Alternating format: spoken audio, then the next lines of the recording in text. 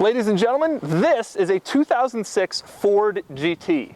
When it was new back in 2006, it cost $150,000. Now, good ones will sell for $400,000. That's right, an 11-year-old Ford is worth $400,000. So just how is that possible? Well, I've driven 7 hours up to Toronto to review this one and find out.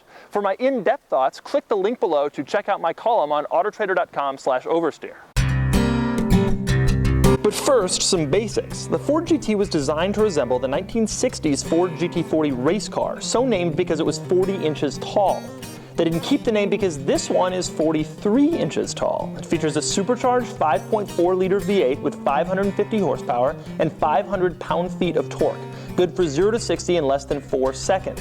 Back when the GT came out, Ford dealers had trouble selling them, but now values have skyrocketed. Before we get to why that is, let's go over a few of the car's quirks that you probably wouldn't know unless you've spent some time with one. Starting with the doors. Here's the situation with the doors. They have a roof. Now you might not understand why this is a problem, but allow me to demonstrate. In a normal car, you open the door, you climb in. It's easy. In the Ford GT, it's not so easy.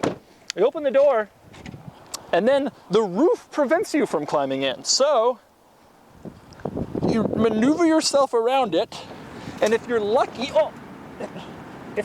you get inside. Oh crap, now I gotta get out.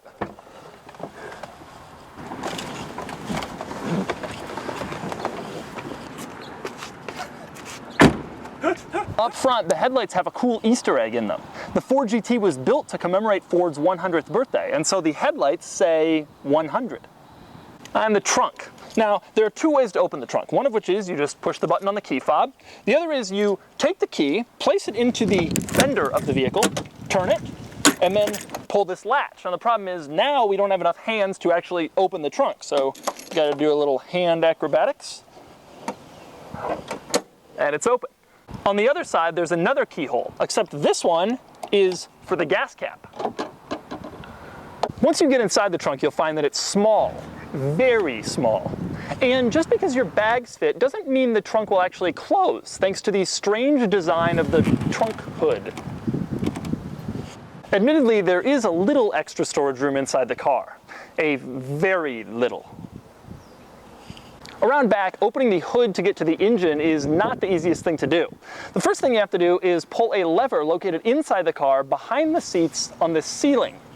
Then you have two black levers behind the B-pillars that you have to push and then open the hood at the same rate so that it doesn't get off kilter and askew.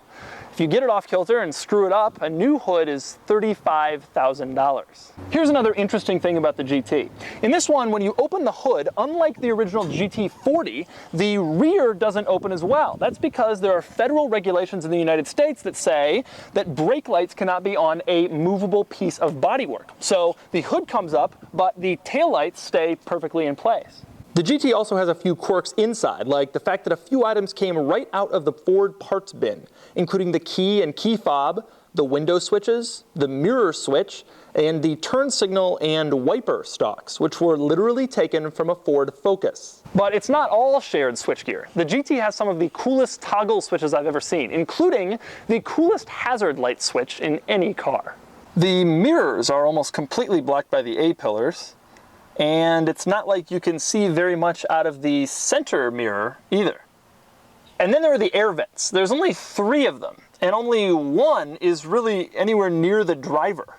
So now you're probably thinking, okay, I get it. This is a cool performance car, but it's still an 11-year-old Ford with weird doors, bad air conditioning, and a turn signal lever from the Ford Focus. How can it possibly be worth $400,000? Let's take it for a spin. All right, we're gonna do this. We're taking the Ford GT on the road. I'm very scared, but not that scared, don't worry. I just am mentally calculating the value of this vehicle compared to the other ones.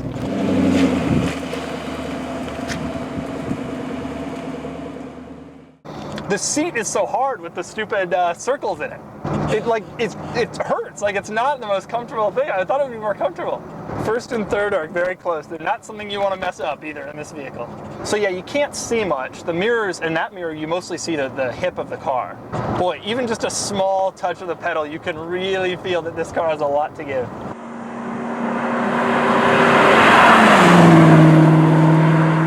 It's a smoother ride than I was expecting. Coming off that Ferrari Challenge car, I think this is feels like a limousine.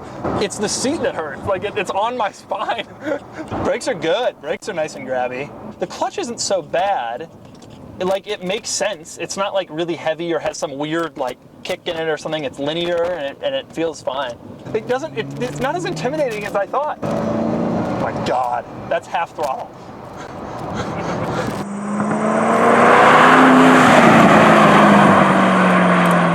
I'm thinking to myself, if anybody makes a wrong move, they're going to be beyond their insurance coverage limits, right? Like they're going to file bankruptcy.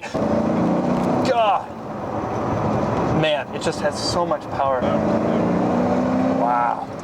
Wow. Yeah, I mean, compared to other exotics, even like the Ferrari I had, I feel like was a lot more compromised than this. For one thing, the ride was way worse in that car.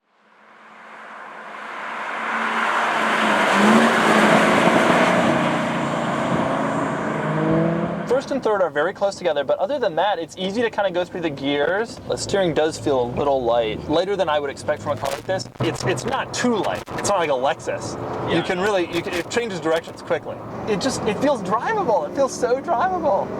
There's not a lot of road noise, which really surprised me because you get in any other Ford of this era and there is a lot of road noise. But the clutch, I'm taken by how easy the clutch is. It's quite interesting. It's much easier than the Aston's clutch.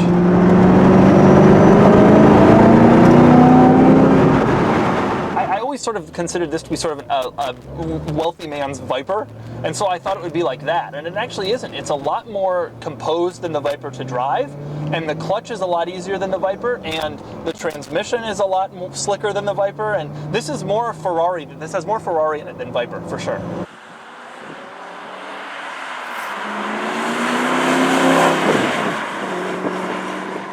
I'm constantly thinking about the value. It's a constant concern. You can't drive this car and pretend that it isn't. It's worth as much as a house. It still feels just like a Ferrari or a Lamborghini or something when you're turning. I'm surprised at how tame, it sounds and how well it rides. Actually, I can't believe Ford put this together in 2005. They were making the Explorer Sport Track, and they put this thing together. It's stunning to me.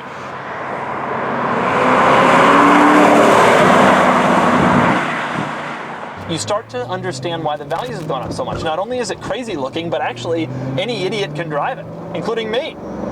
It feels just as solid as an exotic car from any automaker who's been in the business for 50 years. But the driving experience isn't the only reason these are worth up to $400,000. Just look at it. Ferraris are Ferraris and Lamborghinis are Lamborghinis, but nothing looks like a Ford GT. The hips, the width, the exotic low-slung look. This might just be the most distinctive American-made car in an entire generation. But is it worth it? For my final thoughts, click the link below to check out my column on autotrader.com/oversteer. Oh, I probably shouldn't have parked the Aston there. Oh boy.